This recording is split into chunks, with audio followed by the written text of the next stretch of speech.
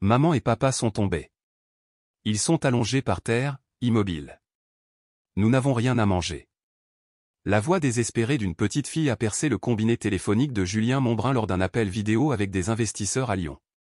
L'espace d'un instant, Julien crut qu'il s'agissait peut-être d'une farce, mais ses sanglots et l'urgence de sa voix effacèrent rapidement ce doute. « Qui es-tu ? Où est ta mère ? Comment as-tu obtenu ce numéro ?» demanda Julien, son irritation cachant à peine son inquiétude. « Je m'appelle Élodie. Le nom de ma mère est Claire Morel. S'il vous plaît, aidez-moi. » Ce nom frappa Julien comme un coup de tonnerre. Claire Morel. Cela faisait plus de 6 ans qu'il ne l'avait pas entendue pour la dernière fois. Une douleur soudaine et aiguë lui serra la poitrine, mais il la repoussa, se disant que ce devait être une arnaque. Il a raccroché. Il jeta un coup d'œil à l'écran. La réunion était déjà terminée. Tout le monde avait vu son expression effrayée. Prenant une grande inspiration, Julien se frotta le front et composa aussitôt un numéro interne. « Je viens de recevoir un appel d'une petite fille. Elle dit que sa mère, Claire Morel, s'est évanouie. Vérifiez si cette femme habite toujours à Saint-André. Dépêchez-vous. » Sans attendre de réponse, il raccrocha et fixa son téléphone d'un air absent.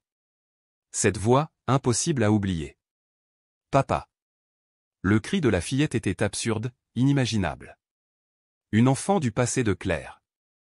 Secouant la tête, Julien se leva, boutonna sa veste et quitta la salle de réunion. Il se précipita dans le couloir jusqu'à son bureau, verrouilla la porte derrière lui et recomposa le numéro. La même voix tremblante répondit « Allô, c'est toi ?»« Oui, c'est moi », répondit Julien. « Tu es Élodie, n'est-ce pas ? Où es-tu maintenant ? » « À la maison, » dit-elle doucement. « Maman dort encore. Je l'ai touchée, mais elle ne se réveille pas.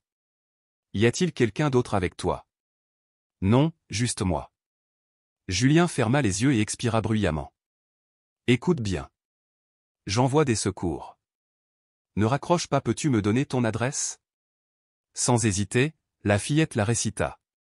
C'était la maison même où Julien et Claire avaient vécu lorsqu'ils étaient jeunes amants, la maison où il avait promis de retourner, mais qu'il n'avait jamais retrouvée. Il raccrocha et composa un autre numéro. « Envoyez une ambulance à cette adresse à Saint-André. Une femme est inconsciente et une petite fille est seule. Ensuite, trouvez-moi tout ce que vous pouvez sur cet enfant, nom complet, date de naissance, n'importe quoi. » Des minutes passèrent 20, puis 30 avant que le téléphone ne sonne enfin. « Monsieur Montbrun, c'est confirmé. Madame Claire Morel habite à cette adresse. Elle a été transportée à l'hôpital il y a quelques minutes. La petite fille, Élodie Morel, est avec les secours. Elle a 5 ans. » Le cœur de Julien se serra douloureusement. Il fit le calcul, 5 ans. La dernière fois qu'il avait vu Claire, c'était 6 ans auparavant. Le père de l'enfant était introuvable dans les archives. Le silence se prolongea longtemps avant que Julien murmure « Je vais à Saint-André. Préparez l'hélicoptère. » Pas de presse. « Personne ne vous suit, » ordonna Mauricio, annulant tous ses rendez-vous. Julien ne dit mot ni pendant le vol ni après l'atterrissage près du village. Ce n'est qu'en voyant la façade patinée de la maison qu'il avait abandonnée qu'il rompit le silence. Il frappa à la porte. Il n'y eut aucune réponse. Un ambulancier sortant de la maison lui dit « Nous avons amené la petite fille à sa mère. Elle ne la quittait pas. Claire est dans un état stable, mais sous observation. Elle est mal nourrie. Le médecin pense qu'elle n'a pas mangé depuis des jours. » Julien baissa la tête et déglutit difficilement. À l'hôpital, la voix de Claire était ferme mais calme. « Emmenez-moi à l'hôpital tout de suite. Je ne veux pas vous voir ici. » Julien se tenait silencieux à côté de son lit d'hôpital, les mains dans les poches, attendant qu'elle se réveille. Élodie dormait sur une chaise au fond de la pièce, serrant contre elle une vieille poupée. « Je ne suis pas venu pour discuter, » dit Julien. « Je suis venu parce que j'ai entendu ma fille demander de l'aide. »« Ne dis pas à ma fille, » répondit Claire en se redressant légèrement. « Tu t'es déjà soucié d'elle ? Je ne savais même pas qu'elle existait. C'est un mensonge.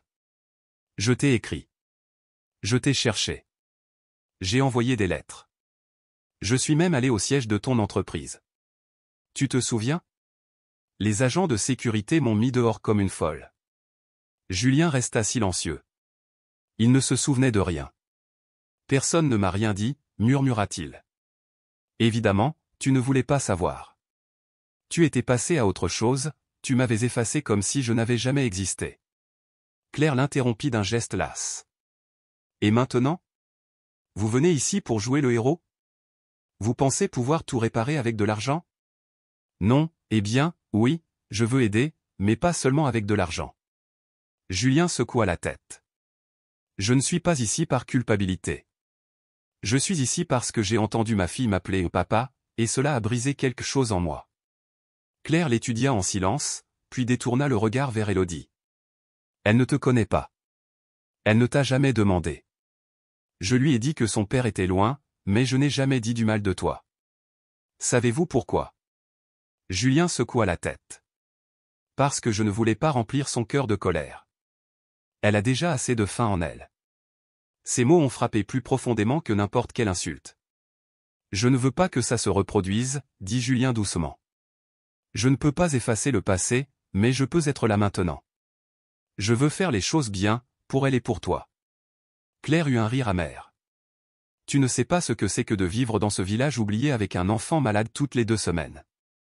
Pas d'assurance, pas d'aide, juste des pansements de fortune et des prières. Pensez-vous qu'arriver avec un sac de courses va tout arranger? Elle a défié. Non, a admis Julien. Mais c'est un début. Le regard de Claire s'adoucit un peu. Ses yeux étaient fatigués, son visage pâle, mais sa dignité restait intacte. Je ne veux pas partir, dit-elle, comme si elle savait déjà ce qu'il pourrait suggérer. Cette maison, c'est tout ce qu'Élodie connaît. Je ne vais pas la déraciner comme un bagage juste parce que tu as des remords. Je comprends. Je ne te forcerai pas, laisse-moi juste t'aider. Quel genre d'aide? Demanda Claire d'un ton soupçonneux. Payer les factures, la nourriture, les soins médicaux, tout ce dont tu as besoin. Sans engagement. Claire le regarda avec méfiance. Et quand tu seras fatigué, tu disparaîtras à nouveau. Non, promit Julien. Cette fois, je le pense. Quelques secondes s'écoulèrent en silence alors que le moniteur cardiaque bipait de manière inégale. Julien baissa les yeux, prêt à partir si elle le repoussait. Finalement, Claire dit, d'accord, mais à une condition, tu ne décides de rien. C'est moi qui élève Élodie. Si tu veux rester, il faudra le mériter, répondit Julien sans hésiter. À ce moment-là, Élodie ouvrit les yeux, s'étira, regarda sa mère et regarda lentement Julien s'approcher. Il serra doucement Claire dans ses bras. Cet homme, Claire caressa les cheveux de Julien sans un mot, il va vivre avec nous. Non, ma chérie, dit simplement Julien. Je suis juste venu pour aider. Élodie le regarda avec curiosité et pour la première fois, elle ne parut pas avoir peur. Plus tard, alors qu'Élodie mangeait du pain trempé dans du lait à la table de la cuisine, elle demanda, « Maman, il revient ?» Claire plia le linge près de la fenêtre, s'arrêtant un instant pour regarder sa fille avant de répondre sans se concentrer sur quoi que ce soit, peut-être. Il a dit qu'il voulait nous aider. La question d'Élodie restait en suspens. Si nous ne vivons plus avec lui, pourquoi veut-il t'aider? Claire soupira, incapable de trouver une réponse simple. Parce que c'est ton père. Élodie fit une moue sans rien ajouter. L'après-midi même, Julien apparut à la porte. Il ne portait pas de costume et n'était accompagné d'aucun chauffeur. D'une main, il tenait un sac de course, de l'autre, un sac à dos. J'ai apporté quelques petites choses, dit-il en désignant des fruits, du lait, des médicaments et des livres pour enfants. Et c'est pour toi, ajouta-t-il en tendant à Élodie une boîte de crayons de couleur. La jeune fille la prit avec précaution. Point Claire n'a rien dit mais ne l'a pas chassé non plus. Puis-je entrer? Demanda Julien. Claire secoua sèchement la tête. Julien entra en parlant, observant la maison qu'ils avaient autrefois partagée. Tout est resté pareil, mais en plus délabré. Les murs avaient besoin d'une nouvelle couche de peinture. Le toit laisse entrer le froid. Un nœud se serra dans sa gorge. Avez-vous besoin d'aide pour autre chose? Demanda Claire d'un ton soupçonneux. Vous n'êtes pas venu voir l'état de la maison. Vous êtes venu voir si vous pouviez rester ne serait-ce qu'un instant. Je suis venu parce que je veux la connaître, l'écouter, savoir ce qu'elle aime, ce qu'elle ressent. Je ne veux pas m'imposer, clairement. Je veux juste être là. Elle le regarda pendant quelques secondes, puis s'assit sur une chaise près de la fenêtre et commença à coudre. Pendant ce temps, Élodie s'était installée par terre avec sa boîte de crayons, avait sorti un vieux cahier et avait commencé à dessiner. « Qu'est-ce que tu dessines » demanda Julien en s'agenouillant à côté d'elle. « Une maison, un arbre et une petite fille avec sa maman. »« Et le père » Élodie le regarda du coin de l'œil. « Je ne sais pas dessiner un père. » Julien resta silencieux. Puis lentement, il prit un crayon et dit « Nous pouvons l'inventer ensemble si tu veux. » La petite fille le laissa dessiner une silhouette à côté d'elle. Quand il eut fini, elle le regarda sérieusement. « Est-ce que tu » ? « Oui. »« Mais si vous ne l'aimez pas, nous pouvons le changer. » Elle réfléchit un instant, puis prit un crayon rouge et lui dessina une casquette. « Maintenant oui, dit-elle. » Claire les observait en silence. Elle ne lui faisait pas encore confiance, mais elle ne pouvait pas non plus nier ce qu'elle voyait. Julien ne se vantait pas et ne parlait pas d'argent. Il était là, assis par terre, à dessiner avec sa fille. Ils passèrent une heure ensemble. Quand il commença à se faire tard, Julien se leva. « Je vais partir, mais je reviendrai demain si ça te va. » Claire n'a pas répondu tout de suite, puis a dit « Si vous apportez du lait, prenez-le entier. » Elle n'aime pas le lait sans lactose. Julien hocha la tête. Avant de partir, il se tourna vers Élodie. « À demain, champion. » La petite fille leva la main et fit un petit signe timide. Dehors, Julien resta quelques secondes à contempler le ciel du village, la poussière dans l'air et le silence qu'il avait fui. Il était revenu, certes, mais cette fois, il n'avait pas l'intention de repartir. « Encore lui » demanda Madame Michel, la voisine, en balayant les lieux et en voyant Julien sortir d'un taxi avec des sacs à la main. Claire leva à peine les yeux. « Il aide » répondit-elle sans conviction. « Et tu penses qu'un homme comme ça vient juste pour aider ?» Claire ne répondit pas, ferma doucement la porte et se dirigea vers la cuisine. Élodie était assise, les pieds en l'air, mangeant du pain avec de la confiture. « Il va encore dessiner avec moi aujourd'hui. »« Je ne sais pas, ma chérie. Peut-être qu'il viendra un moment. » Quelques minutes plus tard, Julien frappa à la porte. Il apportait du lait, des biscuits, un nouveau manteau pour Élodie et des médicaments recommandés par le médecin de l'hôpital. « Bonjour » dit-il sans attendre une invitation. « Je viens d'apporter ça. » Claire le regarda sérieusement. « Tu comptes venir comme ça tous les jours ? Si tu me le permets ?» Elle croisa les bras, hésita quelques secondes, puis s'écarta pour le laisser entrer. Élodie courut vers lui. « J'ai dessiné un chien.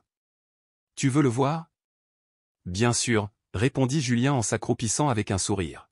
« Voyons voir, petit artiste. » Claire les observait du coin de l'œil tout en faisant la vaisselle.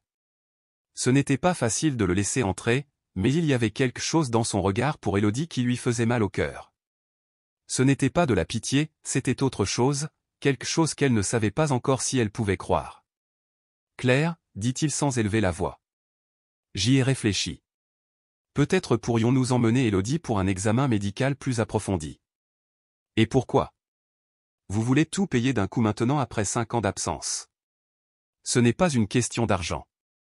Je veux juste m'assurer qu'elle va bien. Elle est très maigre pour son âge. Elle est maigre parce qu'on ne peut pas toujours tout acheter. Mais elle n'est pas malade. Je comprends. C'est juste une suggestion. Je n'impose rien. » Claire rangea les assiettes sans répondre. Julien s'est assis par terre avec Élodie, feuilletant ses dessins tout en lui posant des questions. « Préférez-vous le rouge ou le bleu ? Qu'aimeriez-vous faire quand vous serez grand ? Savez-vous faire du vélo ? » La petite fille répondit en riant, avec quelques mots épars, à l'aise. Elle ne le regardait plus comme un étranger. Presque 2 heures se sont écoulées ainsi. Quand Julien se releva, Élodie s'accrocha à son bras. « Tu reviendras demain si ta mère me le permet ? » « Oui. » Claire soupira. « Demain, je dois aller au centre chercher des chutes de tissu. Si tu viens, reste un peu avec elle. » « Seul avec elle. Est-ce que ça vous fait peur ? » « Non, au contraire, ça me fait plaisir, » répondit-elle sans rien ajouter. Élodie serra sa mère dans ses bras, puis lui chuchota à l'oreille. « J'aime quand il vient. » Claire lui caressait les cheveux. « On verra s'il continue à venir quand ce ne sera plus une nouveauté. » Ce soir-là, pendant qu'elle cousait à la lueur d'une vieille lampe, Claire pensait à tout, à l'homme qui ne répondait jamais, aux fois où elle avait voulu le haïr, au regard d'Élodie quand elle riait avec lui, à sa voix douce et différente, et au fait qu'il ne parlait ni de travail ni de voyage, mais seulement d'elle. Et même si son cœur était encore brisé, quelque chose en elle commença à céder juste un peu, mais suffisamment pour garder la porte ouverte le lendemain. « Prêt à rester avec ton papa ?» demanda Claire en boutonnant le manteau d'Élodie. « Est-il vraiment mon père ?» demanda sérieusement la petite fille. Claire se pencha à son niveau.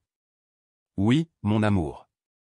Même s'il n'était pas là avant, il est là maintenant. » Élodie hocha la tête.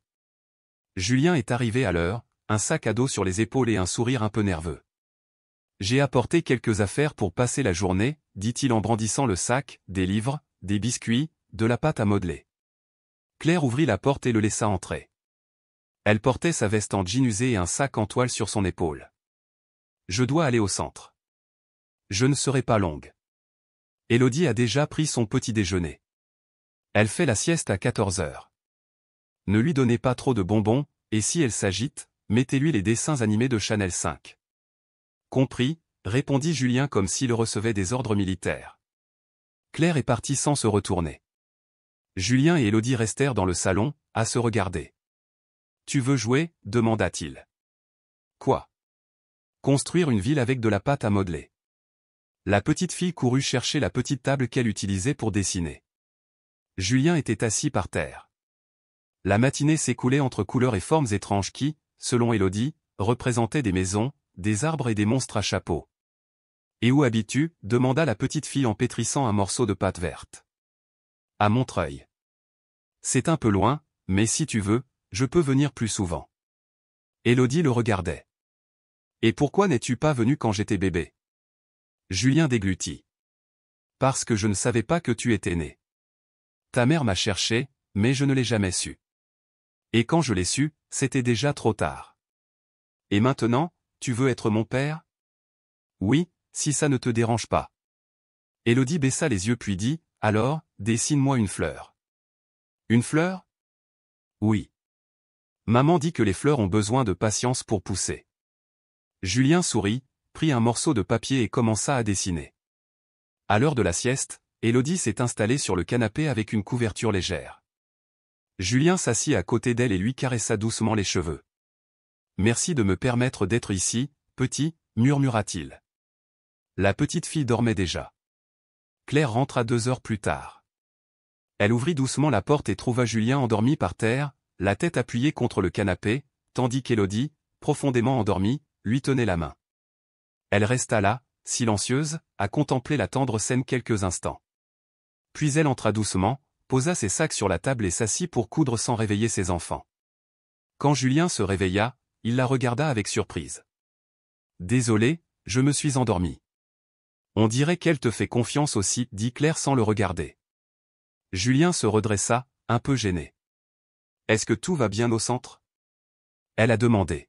« Oui, j'ai acheté ce dont j'avais besoin » a-t-il répondu. Un long silence suivit. Puis Julien dit, « Claire, merci de m'avoir laissé rester avec elle. Ça m'a fait du bien aussi, mais ce n'est pas permanent. J'apprends encore à te faire confiance, » a admis Claire. Julien hocha la tête. « Je sais. Je n'en demande pas plus. Juste un jour à la fois. » Claire le regarda enfin.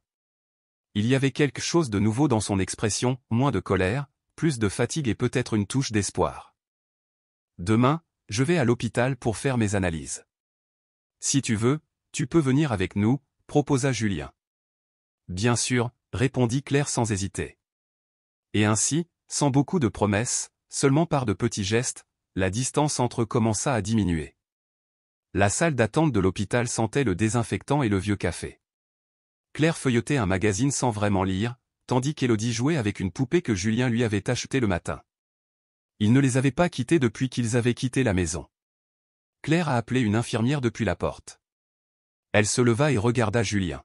« Tu restes avec elle ? » ?»« Bien sûr. »« Allez-y, allez-y doucement, » a-t-il déclaré. Élodie prit la main de Julien dès que sa mère entra dans la pièce. Il s'accroupit et lui parla doucement. « Tu veux que je t'apprenne à fabriquer un avion en papier ? » ?»« Oui, mais pas trop grand pour pouvoir le mettre dans mon sac, » répondit-elle. Julien prit une feuille de son cahier de dessin et commença à la plier soigneusement. Élodie l'observait comme par magie. Pendant un instant, tout fut simple, un père improvisé, une petite fille curieuse et un hôpital comme les autres. 40 minutes s'écoulèrent avant que Claire ne sorte. Son visage était difficile à déchiffrer. « Tout va bien ?» demanda Julien en se levant. « Ça dépend de comment tu vois les choses. »« Que t'a dit le médecin ?»« Que j'ai besoin de repos. Mes niveaux sont bas. Je souffre d'anémie. Ce n'est pas grave si je me repose et mange bien. Mais je ne peux plus coudre 10 heures par jour ni me lever à 5 heures du matin. » Élodie s'approcha pour la serrer dans ses bras. « Tu iras mieux, maman. » Claire hocha la tête avec un sourire difficile. « Oui, mon amour. J'ai juste besoin de me reposer un peu. » Julien mit les mains dans ses poches, pensif. « Claire, viens à Montreuil avec moi. Reste le temps de ta convalescence. Il y a de l'espace, du confort. Élodie pourra aller à l'école. Tu pourras te reposer. Tu n'auras à te soucier de rien. » Elle le regarda comme s'il lui avait demandé de traverser un océan. « Je ne peux pas abandonner ma maison. Ce n'est pas qu'un toit avec des murs. C'est tout ce qu'Élodie sait. » Julien répondit gentiment, « Mais en ce moment, il s'agit de toi, de ta santé, d'être bon pour elle. Et si un jour tu me reproches tout ce que je fais pour nous, alors quoi ? » « Je ne le ferai pas, » dit-elle. « Et si tu disparaissais à nouveau demain ? » ?»« Je ne vais pas disparaître. » Claire ferma les yeux un instant, puis s'accroupit pour parler à sa fille. « Sophie, tu aimerais aller en ville un moment pendant que maman se fait soigner ? » « Avec vous deux ?» demanda Élodie avec impatience. « Oui, avec nous deux. » Élodie releva vivement la tête. « Je veux voir une grande école et regarder des dessins animés toute la journée. » Claire rit, même si elle avait la gorge serrée. « Pas toute la journée, mais un peu. »« Oui, » acquiesça Élodie. Claire se leva et regarda Julien. « Bon, c'est parti. Mais à une condition, celle que tu veux. Tu ne décides rien sans m'en parler. Ce n'est pas ta maison, c'est notre guérison. » « Promis, » dit-il. Ils quittèrent l'hôpital en silence, tous les trois ensemble. Julien ouvrit la portière de la voiture et Élodie sauta à bord. Claire s'arrêta avant d'entrer. Elle leva les yeux vers le ciel nuageux pour la première fois depuis longtemps. Elle n'avait pas l'impression de fuir, elle avait l'impression que peut-être, juste peut-être, elle recommençait. L'appartement de Montreuil était spacieux, lumineux et rempli d'objets qu'Élodie ne cessait de lui montrer. « Tout ça est à toi ?» demanda-t-elle à Julien en courant d'un coin à l'autre. « Et cette télé ? Et ce fauteuil bizarre ?» Julien sourit. « Oui, enfin, la plupart étaient déjà là quand je suis arrivé, » plaisanta-t-il en posant les valises dans l'entrée. Claire ne dit rien. Elle marchait lentement, observant chaque recoin des lieux avec réserve. Elle n'était pas à l'aise reconnaissante, bien sûr, mais mal à l'aise. « Il y a 2 chambres libres, » dit Julien. « Vous choisissez celui que vous préférez. J'ai fait mettre des draps propres et les matelas ont été changés. » Élodie se précipita dans l'une des chambres. « Je veux celle-ci. Elle a une immense fenêtre. » Claire resta debout dans le couloir. « Ça te va ?» demanda Julien. « Oui, mais je tiens à être clair. Je ne suis pas venu ici en tant qu'invité. Je suis venu pour me ressourcer. Ne vous attendez pas à des dîners de famille ou à des sorties ensemble. On n'est pas une famille, Julien. Pas encore. Je comprends. Je ne suis pas là pour te forcer. Je veux juste que tu ailles bien. » Cette nuit-là, alors qu'Élodie dormait profondément dans son nouveau lit, Claire se leva pour boire un verre d'eau. Elle trouva Julien assis sur le canapé, en train de consulter des documents sur son ordinateur portable. « Tu travailles toujours à cette heure ?» elle a demandé. « Quand même, mais ce soir, ce n'est pas pour le travail. Je recherche des options scolaires pour Élodie. Certaines sont proches, d'autres un peu plus éloignées, mais toutes avec une bonne approche pédagogique. » Claire croisa les bras. « Je ne t'ai rien demandé. Je sais, mais c'est le moins que je puisse faire. Sais-tu ce qui m'énerve le plus chez toi ? C'est que tu prends toujours des décisions sans consulter, que tu as toujours été autoritaire, efficace, froid. Et tu as toujours été indépendant, fort, fermé, mais aussi généreux, même quand cela n'avait aucun sens. » Claire le regarda fixement. « Ne vous méprenez pas. Je suis ici par nécessité, pas par nostalgie. Il reporta son attention sur l'écran. Claire resta silencieuse pendant quelques secondes. Et si Élodie s'attache trop à toi? Et si tu repars? Je ne partirai pas. C'est ce que tu as déjà dit.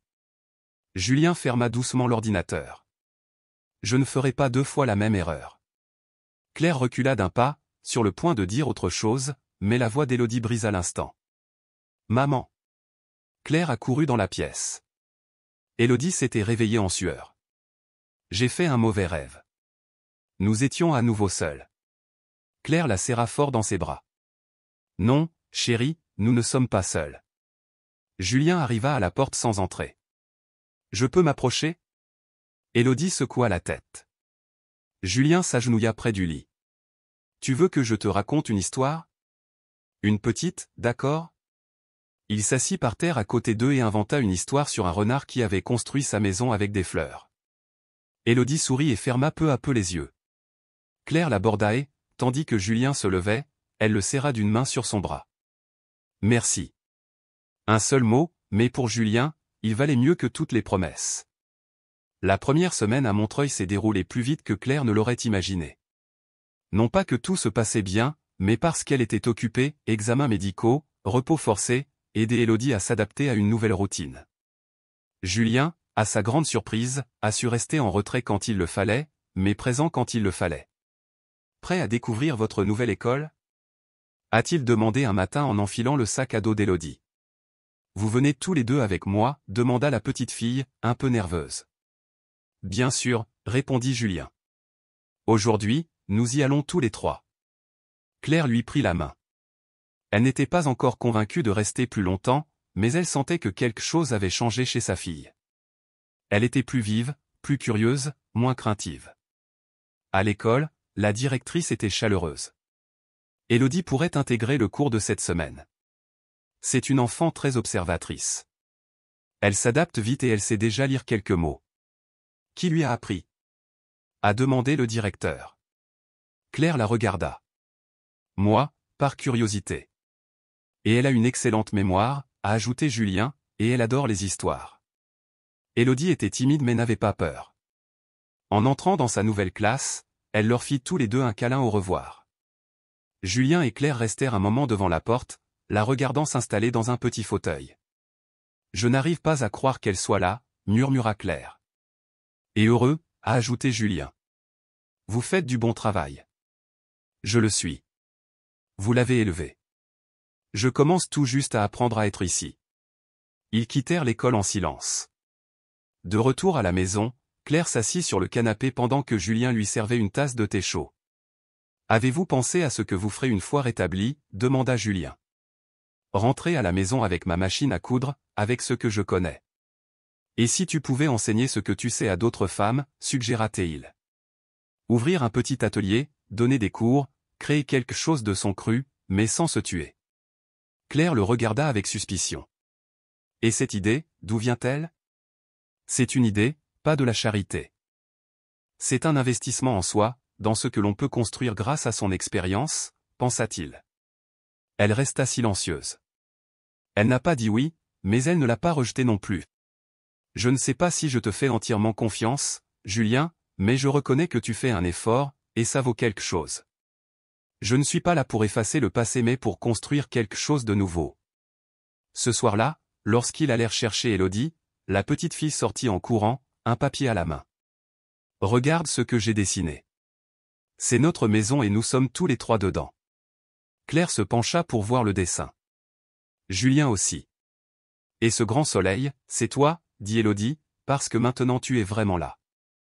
Claire le regarda du coin de l'œil. Julien sourit sans rien dire.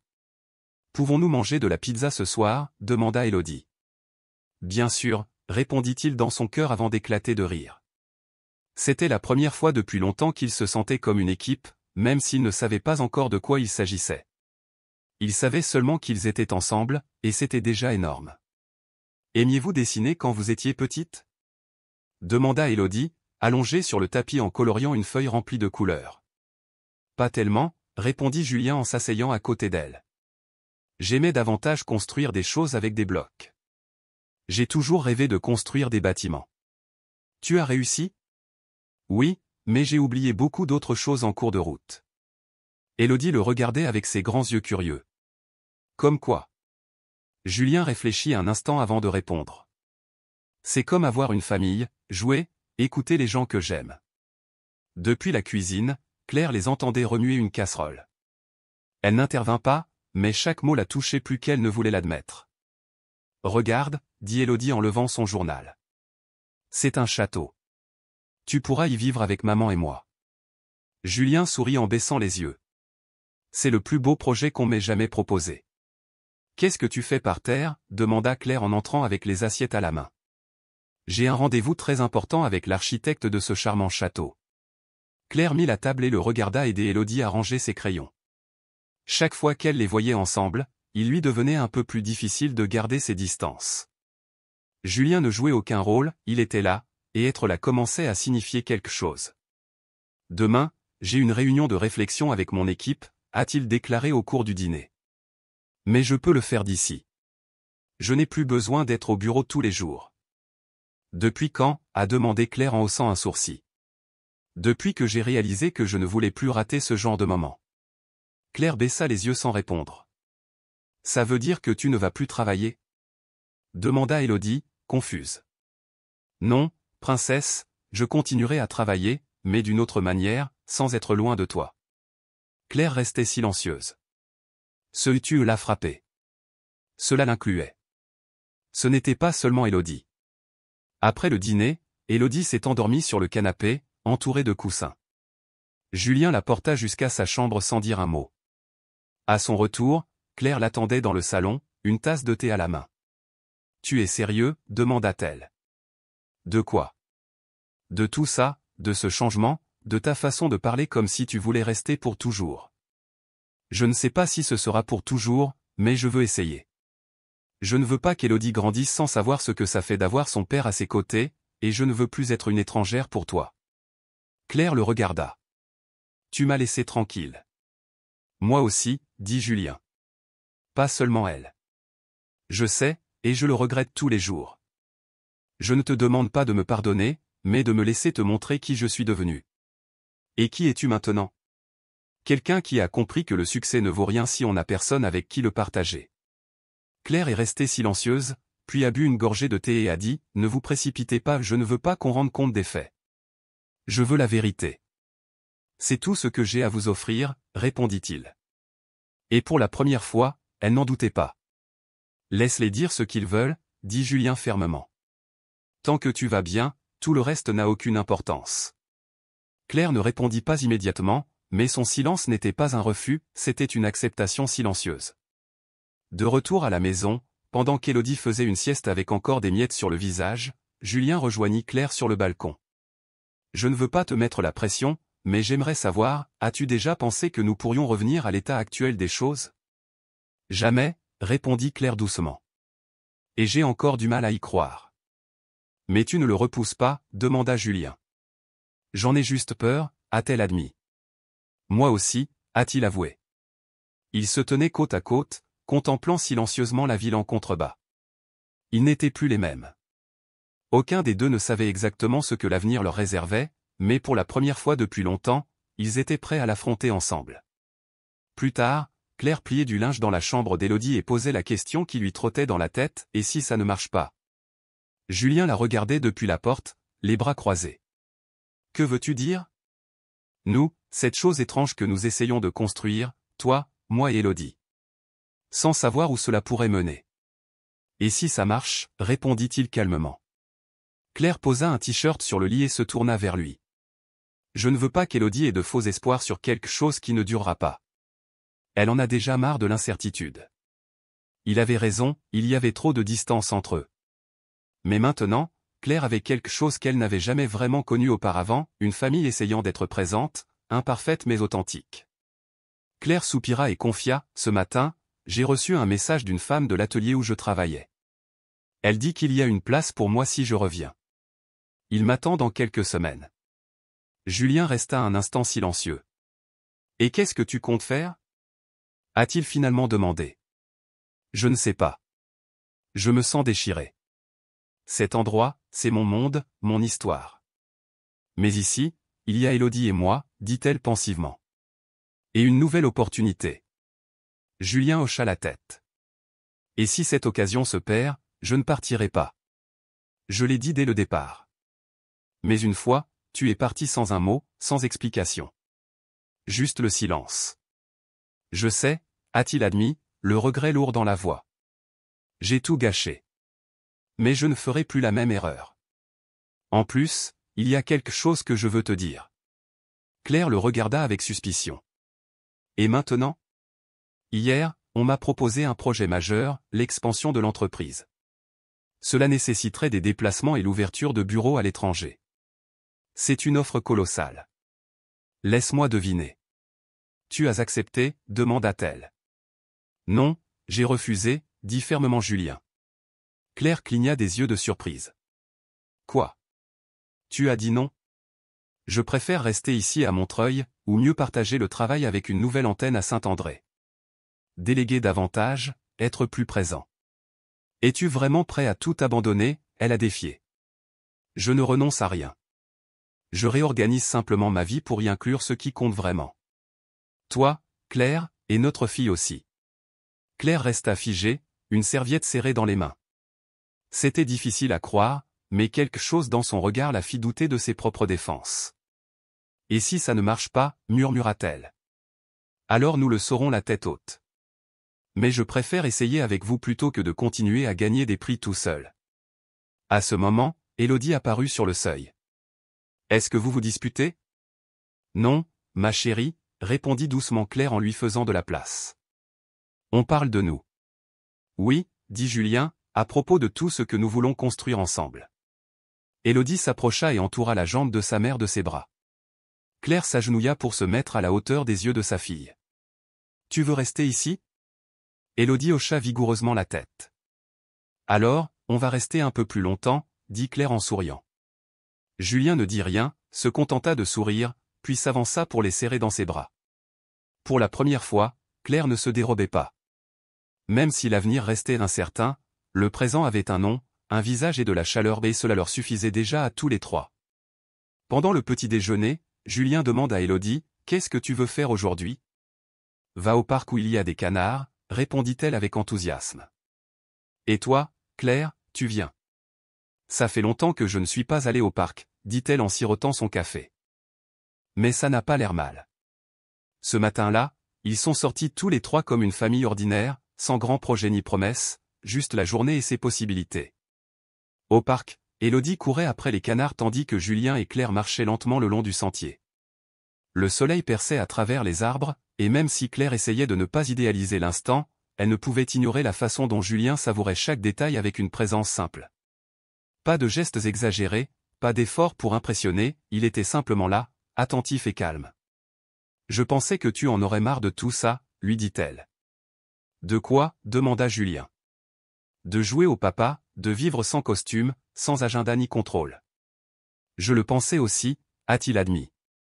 Mais ensuite, j'ai vu Élodie endormie, tenant sa poupée dans ses bras, et j'ai réalisé que ce qui me manquait vraiment, ce n'était pas le pouvoir, mais la paix.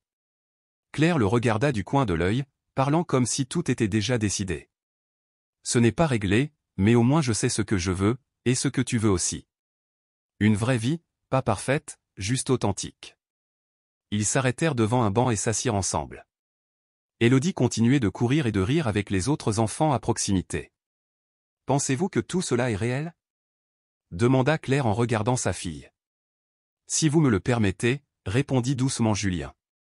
Claire ferma brièvement les yeux. Une bataille silencieuse faisait rage en elle, confiance ou méfiance, rester ou partir, tenter sa chance ou se protéger. « Claire, » dit doucement Julien, « je ne suis pas là pour remplacer quoi que ce soit ou réparer le passé. Je veux juste construire quelque chose avec toi, dès maintenant. Et si un jour tout s'effondre, nous le reconstruirons ensemble. » Elle le regarda non pas avec romantisme, mais avec la sérénité de quelqu'un qui commence à croire. Plus tard, de retour à la maison, tandis qu'Élodie dessinait dans le salon, Julien feuilletait des papiers dans la cuisine et Claire triait des tissus sur le balcon. L'atmosphère était calme mais animée. Claire est arrivée avec un sac. « J'ai acheté de nouveaux tissus » a-t-elle dit. Je pensais fabriquer quelques sacs à vendre à un petit projet. Et si on voyait plus grand, proposa Julien en mettant ses papiers de côté. Plus grand? Comme quoi? Un petit atelier. Vous pourriez enseigner. Je m'occuperai de la logistique. Nous pourrions inviter d'autres femmes qui souhaitent enseigner aussi. Claire le regarda avec surprise. Et d'où vient cette idée? De toi, sourit-il. De tout ce que tu fais avec si peu. Imagine ce que tu pourrais accomplir avec un vrai soutien.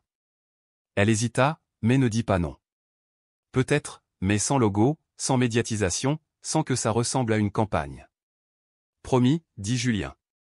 Élodie l'interrompit en brandissant un dessin. Regarde, je nous ai dessinés dans le parc, dit-elle fièrement. Le journal les représentait tous les trois, avec un banc, un arbre et un canard en arrière-plan. Claire se tenait au centre, une fleur à la main, Julien à côté d'elle, coiffé d'une casquette, et Élodie, souriante. Claire apprit le dessin avec soin. C'est beau, mon amour. Puis-je le mettre au réfrigérateur? Bien sûr, dirent-ils ensemble, puis ils rirent. Julien ne savait pas combien de temps durerait cette étape, mais pour l'instant, il tenait quelque chose de solide entre ses mains, un don partagé et c'était déjà beaucoup. Plus tard, Élodie a ajusté son casque et a demandé à Julien, « Papa, tu sais faire du vélo ?» Bien sûr, répondit-il en s'agenouillant à côté d'elle. Même si ça fait longtemps? Alors c'est moi qui t'apprends, dit-elle avec détermination. Claire souriait en observant la scène se dérouler dans une rue calme près de leur appartement, tôt le matin, avant que la ville ne s'éveille complètement. Julien tenait fermement la selle tandis qu'Élodie pédalait maladroitement. « N'abandonnez pas, a encouragé-t-elle. Je n'abandonnerai pas, je te le promets, dit Élodie en souriant. Claire, les bras croisés et appuyée contre un mur, ressentait une plénitude qu'elle n'avait pas connue depuis longtemps. Cela n'avait rien à voir avec des cadeaux ou des surprises, seulement avec une présence. Après plusieurs tentatives, Élodie parvient à parcourir quelques mètres sans aide. Elle s'arrêta, descendit et leva les bras triomphalement. « Je l'ai fait. » « Oui. » Julien courut vers elle et la prit dans ses bras. « Tu as tout fait toi-même. »« M'as-tu vu, maman ? » ?»« Je t'ai vu. Tu étais incroyable. » La petite fille courait partout, folle de joie. Julien s'approcha de Claire, la fierté rayonnant sur son visage. « Tu vois, elle est forte comme toi. »« Étiez-vous comme vous aussi ?» demanda Claire en lui tapotant légèrement le bras. Il a ri. Alors Julien redevint sérieux. « J'ai réfléchi. Si les choses continuent comme elles sont maintenant, je veux rendre cela officiel. Nous. Je ne sais pas si avec des étiquettes, des alliances ou des papiers, mais je veux que cela ait un vrai nom, pas quelque chose d'éphémère. » Claire le regarda en silence. « Tu sais ce qui me retient. C'est la peur qu'un jour tu te réveilles et que tu dises que ce n'est pas pour moi. Et alors, Élodie serait perdue. Et moi aussi. Depuis des mois, j'ai fait tout ce que je pouvais pour vous montrer que cela n'arrivera pas. J'ai changé mon rythme de vie, ma façon de travailler. Je me suis adapté à une routine que je n'avais jamais connue. Et je ne l'ai pas fait par culpabilité, je l'ai fait par amour. Pour toi. » Claire déglutit difficilement. Ce n'était pas facile à dire sans sentir le sol se dérober sous ses pieds. « Je t'aime aussi, dit-elle doucement. Mais je ne veux pas t'aimer à moitié. Si nous voulons faire ça, il faut que ce soit vrai, pas de promesses en l'air. Alors faisons-le pour de vrai, à notre façon, étape par étape. » À ce moment, Élodie courut vers eux, les bras grands ouverts. « Est-ce que tu vas aussi faire du vélo ?» Claire la prit dans ses bras. « Peut-être plus tard. En ce moment, nous rentrons à la maison, il commence à faire chaud. »« Et une glace cet après-midi ?» proposa Julien. « Oui. Mais à la vanille avec des vermicelles » dit joyeusement Élodie en se remémorant leur dernière gourmandise. Ensemble, ils se dirigèrent vers leur immeuble, Julien poussant le vélo. Élodie ne se sentait plus étrangère à cette vie. Pour la première fois, elle se sentait chez elle. Décider de rester, d'aimer, de construire n'était pas un geste romantique, c'était un choix constant et quotidien. Désormais, ils étaient prêts à affronter ce qui les attendait. Un an plus tard, leur bastide de Saint-André était devenue leur refuge. Ce n'était pas un grand manoir ou une retraite luxueuse, mais chaque recoin respirait des rires, des souvenirs et les petites empreintes d'un enfant heureux.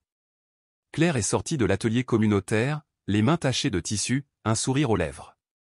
Cette semaine-là, 3 nouvelles mères célibataires avaient appris à coudre, et l'une d'elles avait déjà vendu ses premiers sacs. Le projet a grandi, non pas en nombre, mais en impact et en dignité. Quand Julien rentrait, Élodie l'attendait dans le jardin, un cahier à la main.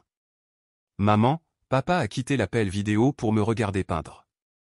J'ai fait d'autres soleils avec des lunettes de soleil. Cette fois, je lui ai donné une barbe comme papa. » Depuis la galerie, Julien leva les yeux de son ordinateur portable et fit un signe de la main en souriant. Il portait des vêtements confortables, sans veste ni cravate. Entre les visioconférences, il aidait à planter des tomates ou à préparer des collations.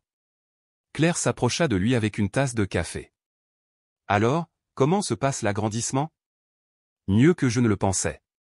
Déléguer était la meilleure décision. »« Et vous ? Comment vont les filles à l'atelier ? » Inspirées, comme toujours. L'une d'elles souhaite ouvrir son propre atelier dans le village voisin. Pouvez-vous imaginer ? Bien sûr que je peux. Tu sais ce qu'il y a de mieux dans tout ça ? Quoi ? Te voir sourire tous les jours. Claire le regarda en silence. Elle s'adaptait encore à ce nouvel équilibre, mais ils étaient là ni parfaits, ni idéalisés, juste réels. Élodie est revenue avec un nouveau dessin. C'est notre maison et nous trois, et aussi les tomates. Elle montra de gros cercles rouges au bas de la feuille. Il manque un détail, dit Julien. Le chien, répondit Claire. Tu as raison. Je vais dessiner Bruno. Bruno, leur chiot métis adopté quelques semaines plus tôt, dormait à l'ombre de l'arbre central du jardin. Claire s'assit dans l'herbe à côté d'eux. Elle ne désirait rien de plus. Ce qu'ils avaient perdu, ce qu'ils n'avaient pas pu vivre, ne s'estompait pas. Mais ce qu'ils avaient construit jour après jour pesait plus lourd que tous les regrets. Le soleil se coucha lentement. Julien ferma son ordinateur et s'allongea sur la pelouse. Élodie se blottit contre sa poitrine pendant que Claire les regardait en prenant une profonde inspiration. Ce n'était pas la fin qu'elle avait imaginée il y a des années. C'était mieux. Il n'y avait pas de manoir froid ni de silence pesant, seulement des câlins après le petit déjeuner, des histoires au coucher, des après-midi de dessin et des chiens joueurs. Il y avait une famille. Et pour tous, c'était le véritable miracle. Si cette histoire vous a touché autant qu'elle a touché le nôtre, ne partez pas sans laisser un commentaire. Dites-nous quel passage vous a le plus ému, quel personnage vous a fait réfléchir ou si vous avez déjà vécu quelque chose de similaire. Cliquez sur j'aime si vous croyez aux secondes chances et partagez cette vidéo avec quelqu'un qui a besoin de se rappeler que le véritable amour se construit avec de la patience et de petits gestes. Et si vous avez apprécié ce voyage rempli d'émotions authentiques, n'oubliez pas de vous abonner pour ne manquer aucune de nos futures stories. Nous voulons vous connaître, depuis quel pays regardez-vous cette vidéo ? On vous lit dans les commentaires.